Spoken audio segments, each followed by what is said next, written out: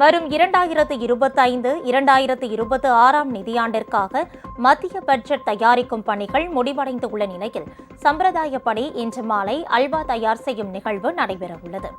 பிப்ரவரி 1ஆம் தேதியன்று மத்திய பட்ஜெட்டை நிதியமைச்சர் நிர்மலா சீதாராமன் தாக்கல் செய்கிறார். நாடாளுமன்ற பட்ஜெட் கூட்டத்தொடர் வரும் 31ஆம் தேதி குடியரசுத் தலைவர் உரையுடன் தொடங்குகிறது. அதற்கு அடுத்த நாள் பிப்ரவரி 1ஆம் தேதியன்று வரும் நிதியாண்டிற்கான மத்திய பட்ஜெட்டை நாடாளுமன்றத்தில் நிதியமைச்சர் நிர்மலா சீதாராமன் தாக்கல் செய்ய உள்ளார். நிர்மலா சீதாராமன் தாக்கல் செய்யவிருக்கும் 8வது பட்ஜெட் இதுவாகும்.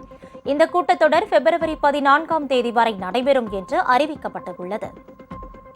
இந்த நிலையில் பட்ஜெட் தயாரிப்பு பணிகள் ஏறக்குறைய முடிவடைந்து இறுதிக்கட்டத்தை எட்டியுள்ள நிலையில் ஆண்டுதோறும் சம்பிரதாய முறைப்படி நிதியமைச்சகத்தில் பாரம்பரிய முறைப்படி அல்வா தயாரிப்பு பணிகளை நிர்மலா சீதாராமன் இன்று மாலை தொடங்கி வைக்கிறார்.